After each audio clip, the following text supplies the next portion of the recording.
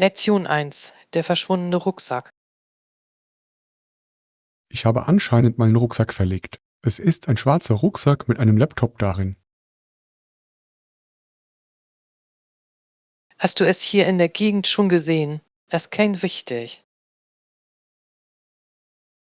Ich hoffe, ich habe es nicht in der Bibliothek vergessen. Ich habe vorhin dort gelernt. In der Bibliothek kann es ziemlich chaotisch zugehen. Man vergisst leicht Dinge.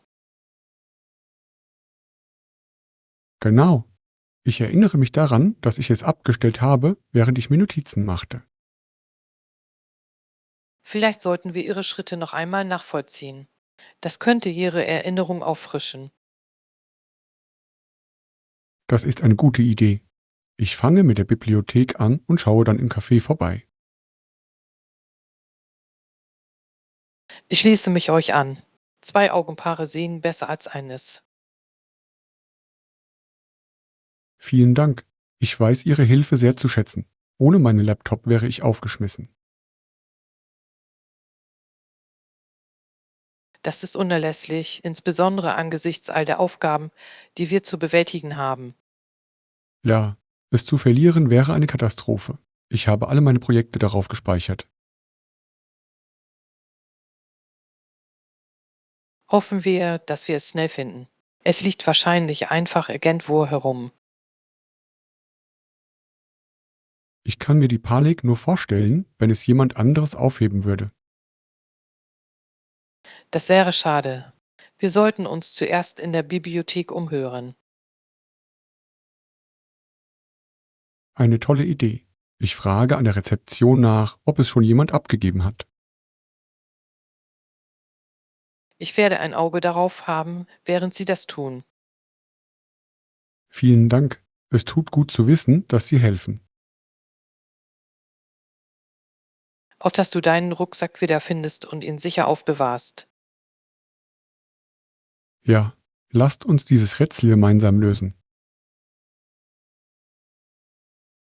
Lektion 2: Clevere Einkaufsstrategien.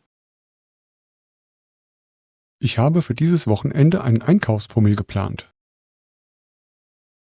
Das klingt spannend. Hast du schon einen Plan? Nun ja, ich mache mir immer eine Liste und halte mich dann auch daran. Das ist eine super Strategie. So kann ich unnötige Käufe vermeiden. Genau. Ohne eine Liste lasse ich mich leicht von glänzenden Dingen ablenken. Das kenne ich nur zu gut. Man lässt sich in Geschäften leicht ablenken. Was steht normalerweise auf Ihrer Einkaufsliste? Ich kümmere mich zuerst um die wichtigsten Dinge wie Lebensmittel und Haushaltsartikel. Kluger Ansatz. Ich vergesse oft die wichtigsten Dinge, wenn ich sie nicht aufschreibe. Es ist außerdem hilfreich, vor dem Erstellen der Liste einen Blick in den Vorratsschrank zu werfen. Das ist ein guter Tipp. So vermeidet man den Kauf von Duplikaten. Außerdem kann man damit langfristig Geld sparen. Sind Sie schon einmal ohne Einkaufsliste einkaufen gegangen? Ja, und es war chaotisch.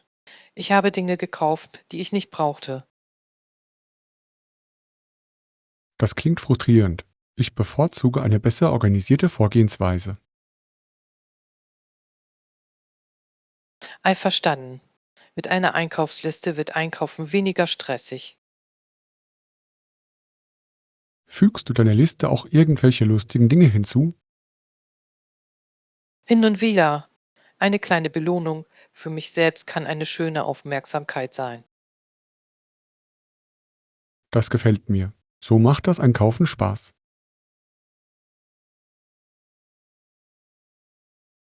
Auf effizientes Einkaufen und das Vermeiden von Impulskäufen.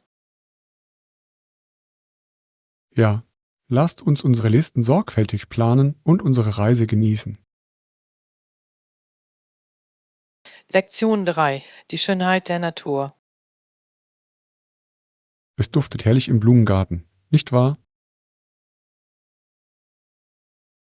In der Tat, der Duft ist so erfrischend und belebend.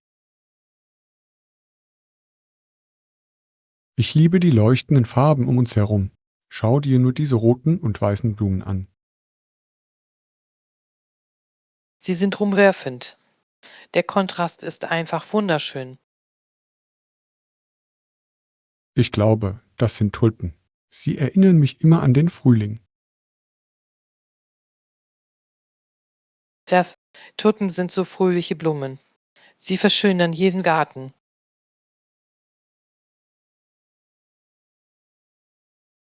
Hast du eine Lieblingsblume? Ich liebe Sonnenblumen.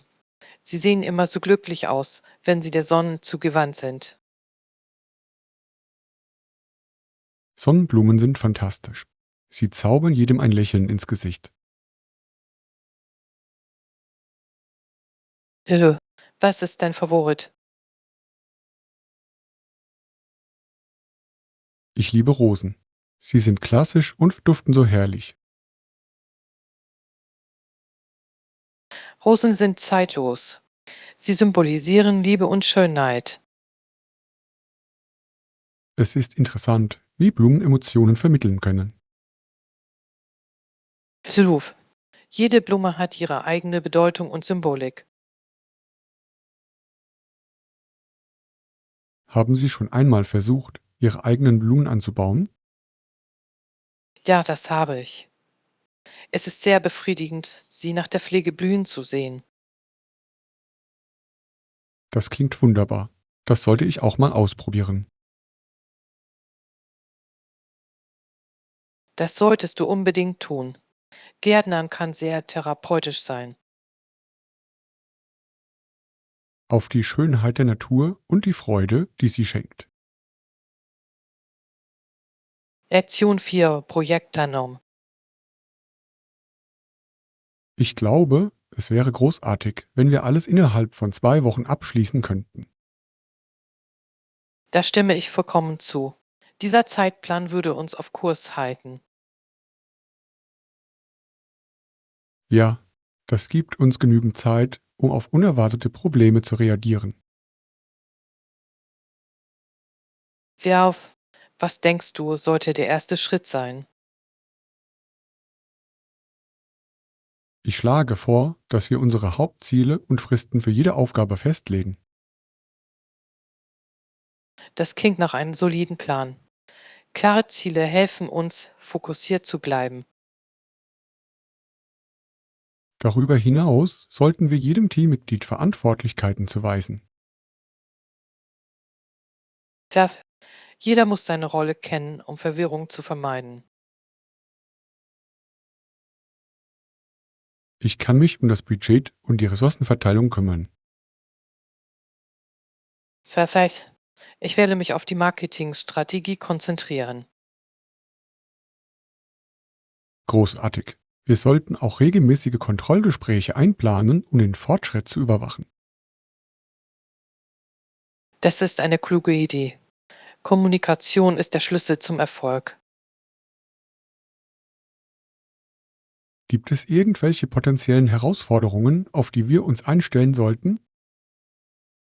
Ich glaube, dass es bei externen Anbietern zu Verzögerungen kommen könnte. Das ist eine Möglichkeit. Wir sollten einen Ausweichplan bereithalten. Einverstanden.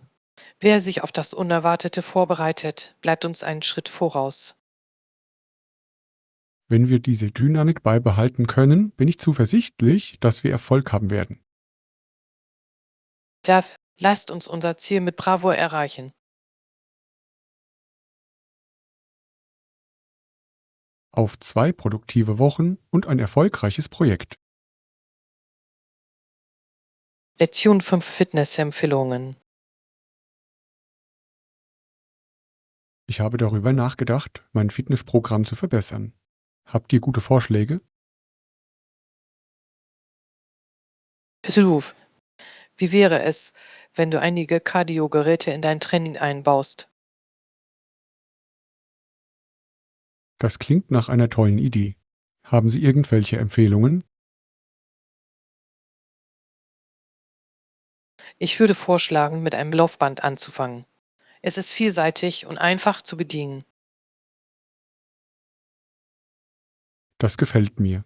Spazieren gehen oder joggen kann meine Ausdauer richtig steigern. Außerdem können Sie die Geschwindigkeit an Ihr Fitnesslevel anpassen. Wie sieht es mit stationären Fahrrädern aus? Ich habe gehört, dass sie effektiv sind. Sie sind fantastisch. Radfahren ist hervorragend geeignet, um die Beinkraft und Ausdauer zu stärken. Ich fahre gerne Rad. Es fühlt sich manchmal weniger anstrengend an als Laufen.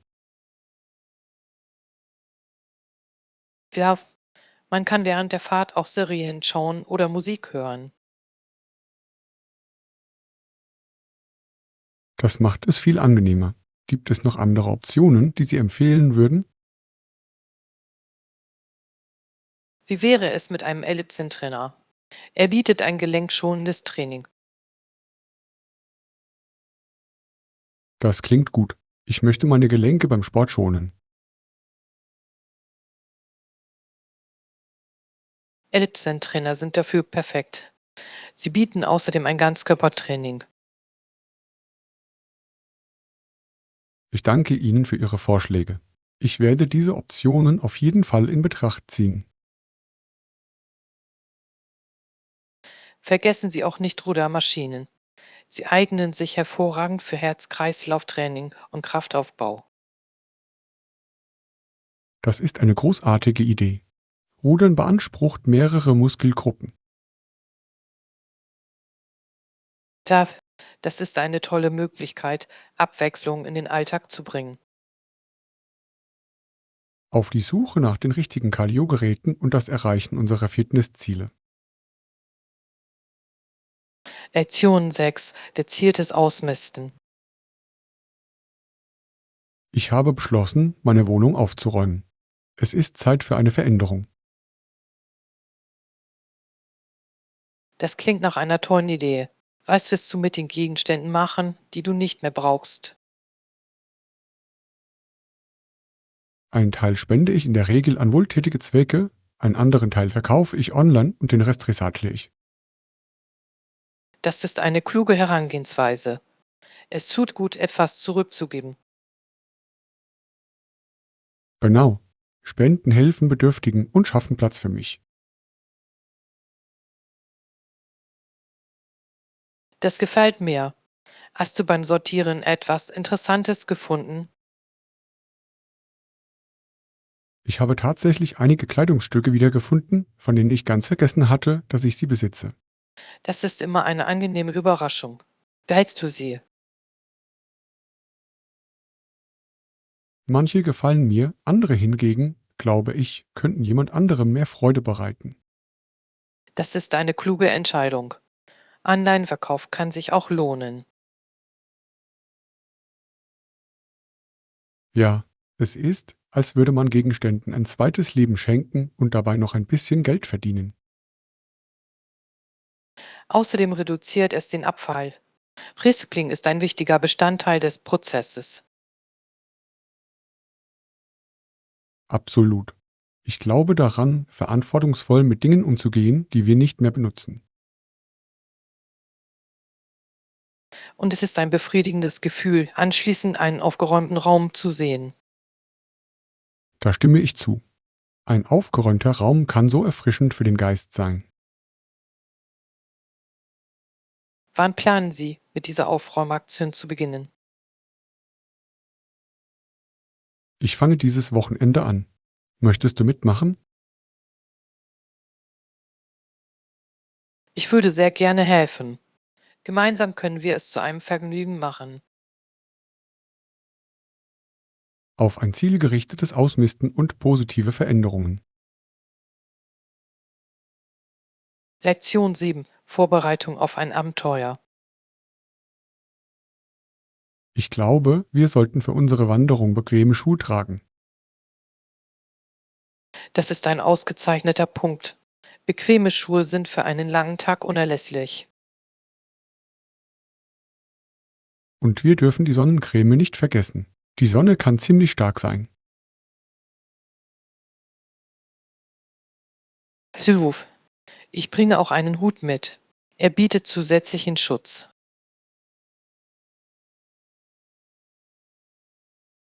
Tolle Idee. Ein Hut hält uns kühl und schützt unser Gesicht. Meinst du, wir sollten auch Snacks mitbringen? Ja, gesunde Snacks werden unsere Energie während der Wanderung aufrechterhalten. Ich kann ein paar Müsliriegel und Obst einpacken. Die lassen sich leicht transportieren. Perfekt. Ich werde ein paar Wasserflaschen mitnehmen, um ausreichend Flüssigkeit zu mir zu nehmen. Ausreichende Flüssigkeitszufuhr ist entscheidend. Wir wollen uns nicht müde fühlen. Haben Sie den Wetterbericht für heute schon geprüft? Ja, habe ich. Es sieht so aus, als würde es warm und sonnig werden. Wir sind also vorbereitet. Das ist gut zu wissen. Ein sonniger Tag sorgt für ein tolles Wandererlebnis. Ich kann es kaum erwarten, die Wanderwege zu erkunden und die Natur zu genießen. Ich auch. Es ist immer erfrischend, draußen zu sein. Auf einen Tag voller Abenteuer und wunderschöner Landschaften. Ja, lasst uns das Beste aus unserer gemeinsamen Wandertour machen. Lektion 8: Dankbarkeit für Neuanfänge. Während ich hier sitze, empfinde ich Dankbarkeit für so viele Segnungen. Ich stimme vollkommen zu. Wir sollten Gott dafür danken, dass er uns Nahrung, Unterkunft und Religionsfreiheit gewährt. Absolut. Das sind grundlegende Bedürfnisse, die wir oft als selbstverständlich ansehen. Und vergessen wir nicht die freundlichen Inner in diesem neuen Land. Ja, Ihre Gastfreundschaft hat uns den Übergang sehr erleichtert. Es ist herzerwärmend zu sehen, wie sie ihr Wissen und ihre Ressourcen mit uns teilen. Ihre Großzügigkeit bereichert unseren Aufenthalt hier ungemein. Ich schätze es, etwas über ihre Bräuche und Traditionen zu erfahren. Ich auch. Es bereichert unser Verständnis dieses Landes. Es ist erstaunlich, wie viel wir von anderen Kulturen lernen können. Ja, jeder Tag bringt neue Möglichkeiten und Erfahrungen. Ich fühle mich gesegnet, diese Chance zu haben, mich weiterzuentwickeln und zu wachsen. Gemeinsam können wir diese Chancen mit offenen Herzen ergreifen. Lasst uns dankbar sein für alles, was wir haben und für die vor uns liegende Reise. Ja, lasst uns unsere Erlebnisse und die Menschen, die wir treffen, weiterhin wertschätzen. Lektion 9: Die richtige Unterkunft auswählen. Haben Sie bei der Planung unserer Reise schon überlegt, ob wir in Ferienwohnungen oder Hostels übernachten sollten? Ich habe darüber nachgedacht. Allerdings bevorzuge ich ein komfortables Hotel in der Nähe des Stadtzentrums. Das klingt gut. Ein Hotel kann mehr Annehmlichkeiten und Komfort bieten. Ja, ich genieße es, auf Reisen ein richtiges Bett und Zimmerservice zu haben.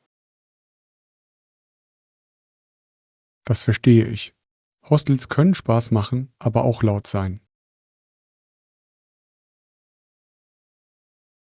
Ja, Hostels eignen sich zwar hervorragend, um Leute kennenzulernen, aber es mangelt dort an Privatsphäre. Ein Hotel bietet eine entspanntere Atmosphäre, insbesondere nach einem langen Tag voller Erkundungen. Ganz genau. Ich mag es, zu wissen, dass ich mich in einem gemütlichen Raum entspannen kann. Welche Art von Hotel stellen Sie sich vor? Ich bevorzuge ein Hotel mit guten Bewertungen und einem inklusive guten Frühstück. Das ist eine kluge Wahl.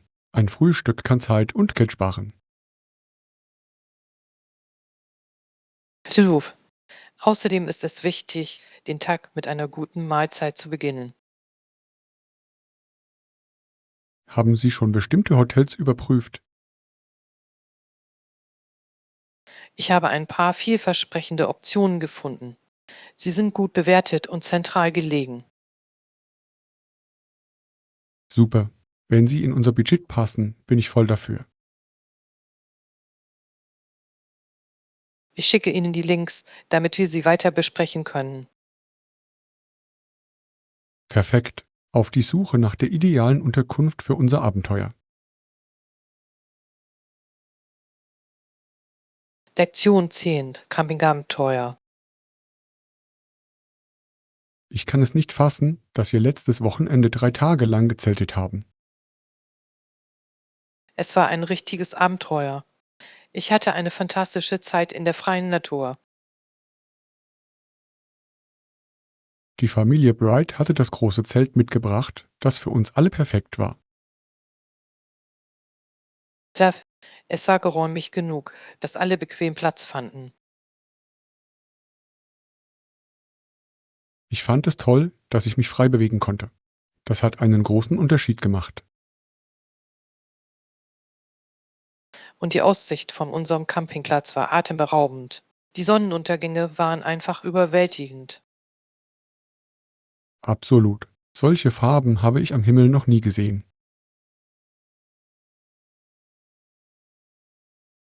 Erinnerst du dich an die Lagerfeuergeschichten, die wir uns abends erzählten? Wie konnte ich das nur vergessen? Sie waren urkomisch. Ich habe noch nie so viel gelacht. Es war schön, sich bei Geschichten und Marshmallows auszutauschen. Wo wir gerade von Eskimos sprechen, die waren köstlich. Wir sollten sie öfter machen. Da stimme ich zu. Marshmallows über dem Feuer zu rüsten hat etwas Besonderes. Und die Wanderwege waren fantastisch. Ich habe es genossen, die Gegend zu erkunden. Da jeder Wanderweg bot etwas Einzigartiges, von Wildblumen bis hin zu atemberaubenden Ausblicken. Ich denke, wir sollten bald wieder einen Campingausflug planen. Das klingt nach einer tollen Idee. Ich freue mich schon sehr darauf.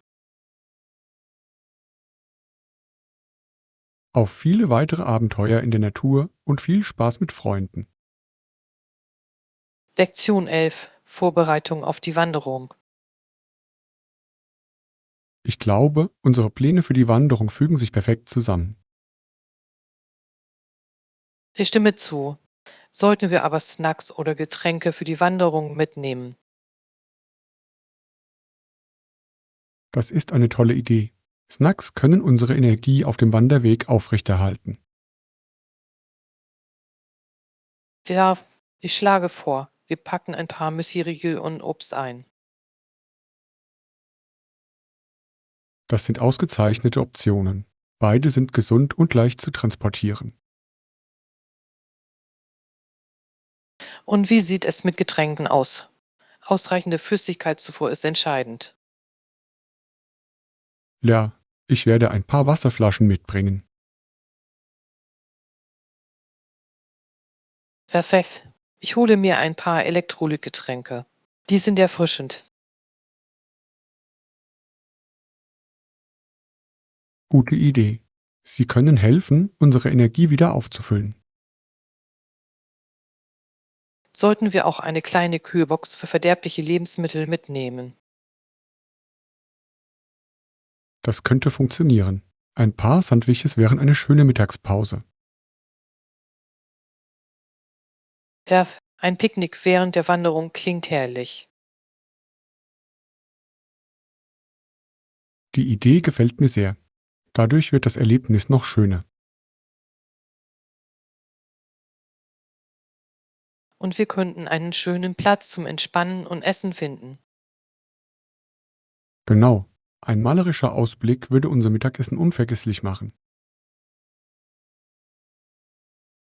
Auf eine gut vorbereitete Wanderung mit leckeren Snacks. Ja, lasst uns das Beste aus unserem Abenteuer machen und jeden Moment genießen. Lektion 12 von Reisezielen träumen. Haben Sie schon ein Reiseziel im Sinn, wenn Sie unsere nächste Reise planen?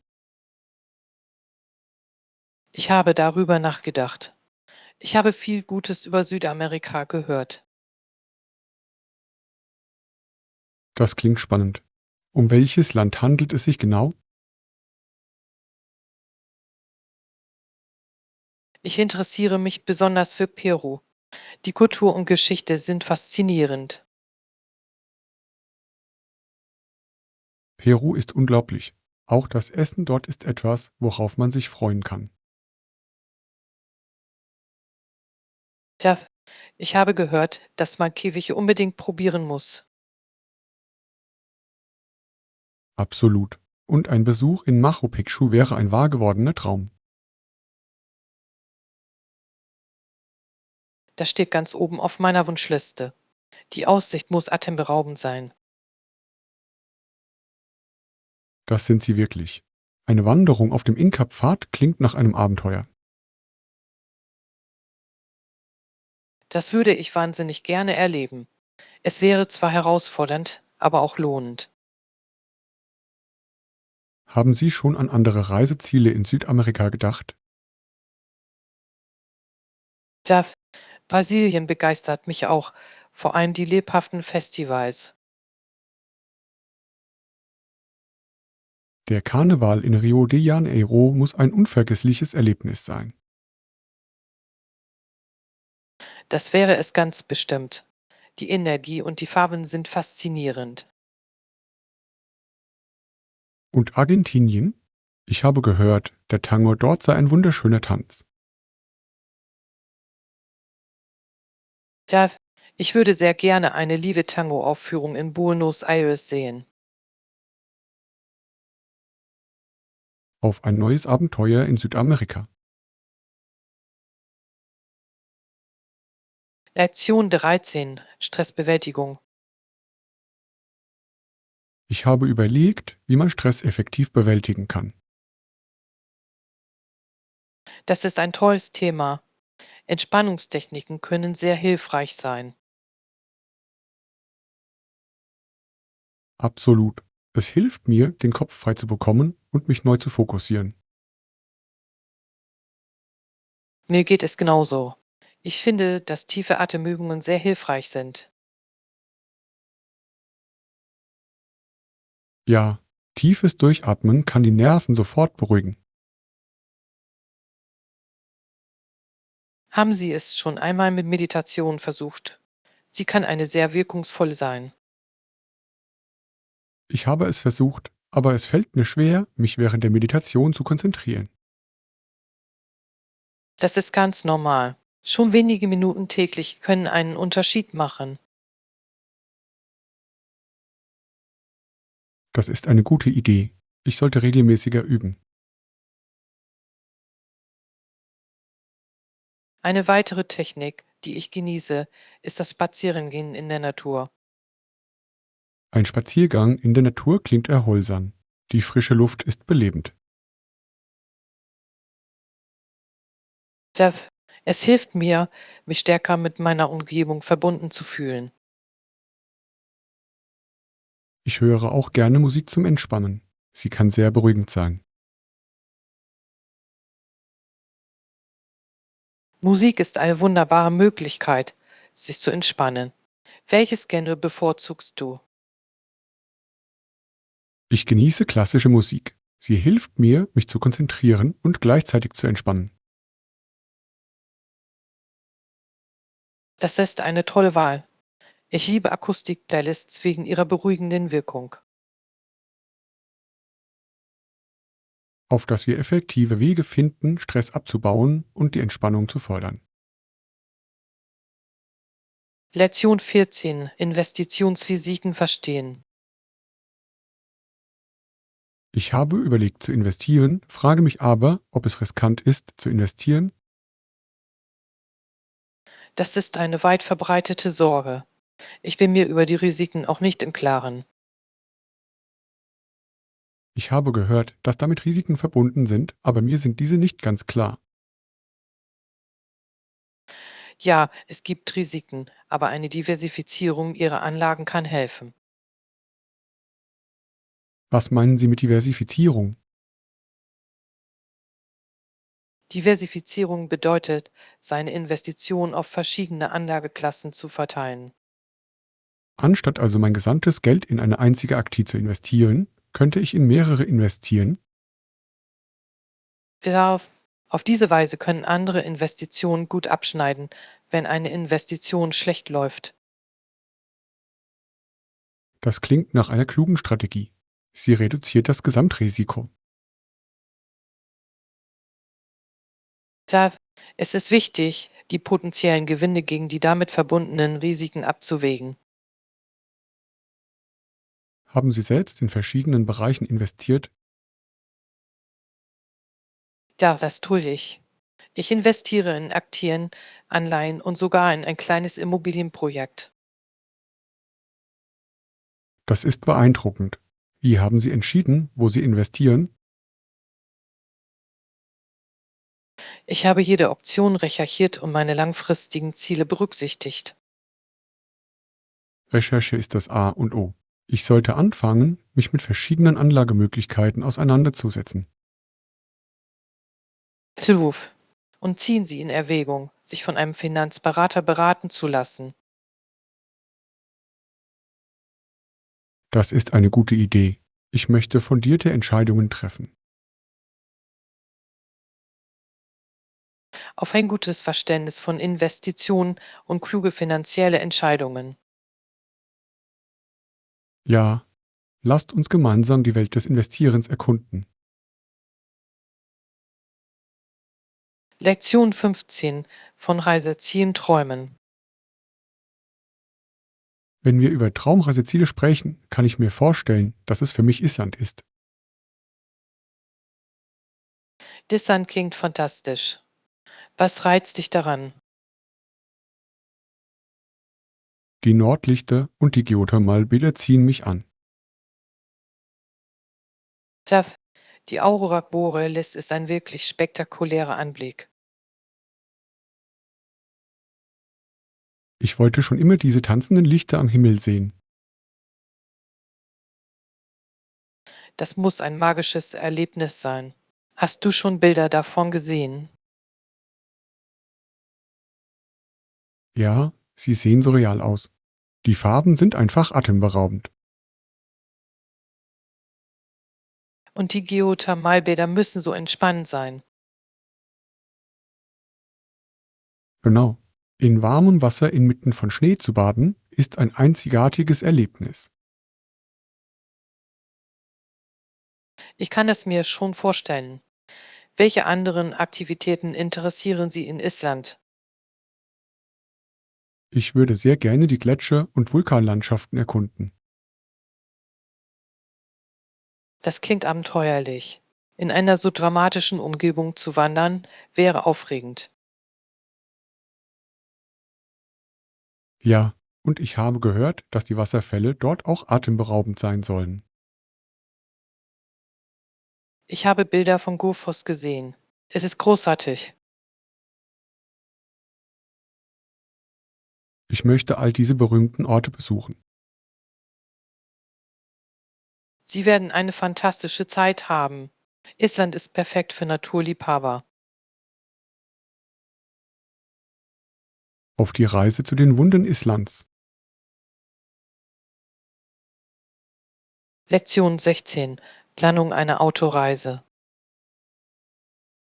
Bei der Planung unserer Autoreise müssen wir die Fahrzeit in Abhängigkeit von den Verkehrsbedingungen berücksichtigen. Das stimmt. Der Verkehr kann unseren Zeitplan erheblich beeinträchtigen. Gibt es irgendwelche Beschränkungen hinsichtlich der Zeit, die wir täglich im Auto verbringen sollten? Ich glaube, es ist ratsam, unsere Fahrzeit auf etwa 6 Stunden pro Tag zu beschränken. Das klingt vernünftig. So haben wir Zeit, unterwegs die Gegend zu erkunden. Ja, wir wollen uns nicht hetzen und interessante Sehenswürdigkeiten verpassen. Welche Strecken sollten wir in Betracht ziehen, die möglicherweise stark befahren sein könnten? Auf den Hauptverkehrsstraßen kommt es häufig zu Staus, insbesondere zu Stoßzeiten. Das ist ein guter Punkt. Wir sollten vor unserer Abfahrt die Verkehrsmeldungen prüfen. Ja, die Nutzung einer Navigations-App kann uns helfen, Verspätungen zu vermeiden. Wie sieht es mit Rastplätzen aus? Sollten wir diese im Voraus planen? Ich denke, das wäre hilfreich. Regelmäßige Pausen sorgen dafür, dass wir uns erfrischen. Einverstanden. Bei diesen Pausen können wir uns die Beine vertreten und etwas essen. Wo wir gerade von Snacks sprechen, wir sollten welche für die Reise einpacken. Ausgezeichnete Idee. Gesunde Snacks können unsere Energie aufrechterhalten. Auf einen gut geplanten Roadtrip voller Abenteuer und Entdeckungen. Ja, lasst uns unsere gemeinsame Zeit unterwegs optimal nutzen. Lektion 17. Erkundung des Banff Nationalparks. Ich freue mich riesig auf unseren Ausflug in den Banff Nationalpark. Joch, wusstest du, dass es Teil des UNESCO-Welterbes Rocky Mountain Parks ist? Wirklich, das macht es ja noch besonderer.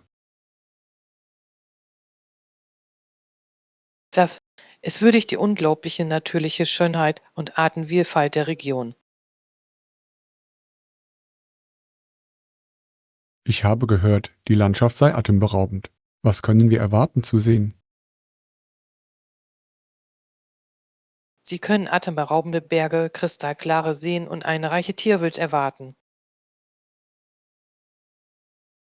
Das klingt fantastisch.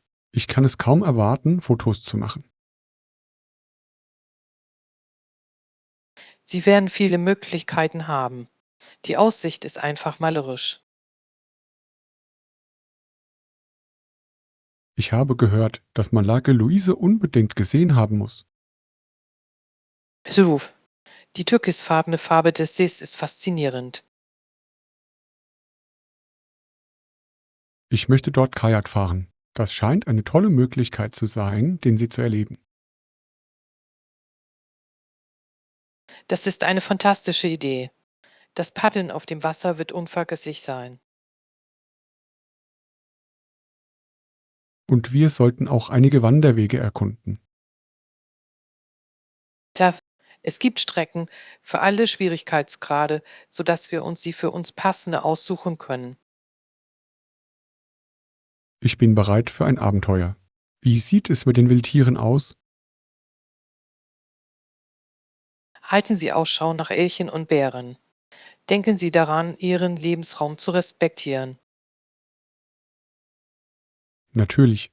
Ich möchte die Natur genießen und gleichzeitig in Sicherheit sein. Auf eine fantastische Reise voller Entdeckungen und Erinnerungen. Ja, lasst uns unsere Zeit im Banff Nationalpark optimal nutzen. Lektion 18. Souvenirkauf. Schau dir all diese Souvenirs an. Überall gibt es Schlüsselanhänge und Postkarten. Tja, es ist wunderbar, so viele Möglichkeiten zu sehen. Ich glaube, ich werde mir einen Schlüsselanhänger als Erinnerung an diese Reise besorgen. Das klingt nach einer tollen Idee. Schlüsselanhänger sind praktisch und machen Spaß. Genau. Jedes Mal, wenn ich es sehe, werde ich mich an unsere gemeinsamen Abenteuer erinnern. Das gefällt mir sehr. Welches der beiden Modelle haben Sie im Blick? Ich fühle mich zu demjenigen hingezogen, das wie ein lokales Wahrzeichen geformt ist. Es ist einzigartig. Das ist eine hervorragende Wahl. Das wird ein schöner Gesprächseinstieg sein. Und du? Hast du vor, dir etwas zuzulegen? Ich bin versucht, eine Postkarte zu kaufen. Ich verschicke sie gerne an Freunde. Das ist eine nette Geste. Postkarten sind eine schöne Möglichkeit, Erlebnisse zu teilen. Tja, sie fangen Erinnerungen wunderschön ein. Außerdem lassen sie sich leicht verschicken.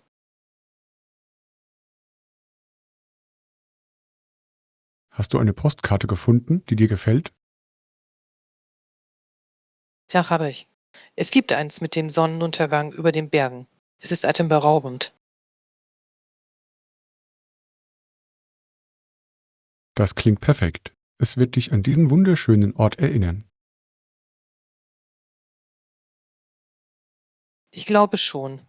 Auf das Sammeln von Erinnerungen durch Souvenirs. Ja, lasst uns diese kleinen Erinnerungen an unsere Reisen wertschätzen. Lektion 19. Die Wahl der Strandschuhe. Während wir uns auf unseren Strandurlaub vorbereiten, frage ich mich, welches Schuhwerk ich mitnehmen soll. Ich denke, Flipflops oder Sandalen wären ideal für den Strand. Das klingt perfekt. Haben Sie eine Präferenz für eine der beiden Varianten? Ich bevorzuge Sandalen. Sie bieten mehr Halt beim Gehen im Sand. Das ist ein guter Punkt. Flip-Flops können bei längeren Spaziergängen manchmal unbequem sein. Tja, auch Sand kann sich darin festsetzen, was ziemlich ärgerlich sein kann. Genau. Ich genieße aber die Freiheit, die Flip-Flops bieten. Man kann so einfach hineinschlüpfen.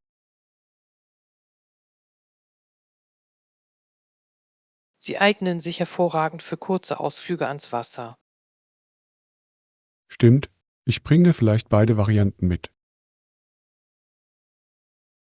Das ist eine kluge Idee. Wahlmöglichkeiten zu haben ist immer gut. Welche Farbe fänden Sie am besten für den Strand geeignet? Leuchtende Farben machen Spaß. Sie passen perfekt zur lebhaften Strandatmosphäre. Da stimme ich zu. Ich werde nach etwas Buntem suchen, vielleicht blau oder gelb. Diese Farben werden vor dem Hintergrund von Sand und Meer fantastisch aussehen. Auf die Suche nach den perfekten Strandschuhen für unsere Reise. Lektion 20. Die Freuden des Sommerreisens. Der Sommer ist hier eine so lebendige Zeit, finden Sie nicht auch? Hilf. Das ist die Zeit, in der die meisten Touristen kommen. Ja, die Atmosphäre des Ortes verändert sich mit jedem Besucher komplett. Ich liebe es, Familien und Freunde in ihrem Urlaub zu sehen. Es sorgt für eine lebhafte und fröhliche Atmosphäre. Ist Ihnen aufgefallen, wie viele Veranstaltungen im Freien im Sommer stattfinden? Ja, habe ich. Überall finden Festivals und Konzerte statt. Tja, das ist eine tolle Möglichkeit, die lokale Kultur kennenzulernen. Welche Aktivitäten machen Ihnen im Sommer am meisten Spaß? Ich liebe es, lokale Märkte zu erkunden. Die frischen Produkte sind köstlich. Das ist eine hervorragende Wahl. Und die Vielfalt der Speisen ist immer wieder spannend. Ich wandere auch im Sommer sehr gerne. Die Wanderwege sind zu dieser Jahreszeit wunderschön. Wandern ist perfekt. Die Aussicht von oben ist oft atemberaubend. Ja, ich glaube, Sommerabenteuer schaffen bleibende Erinnerungen. Auf ein genussvolles Sommererlebnis.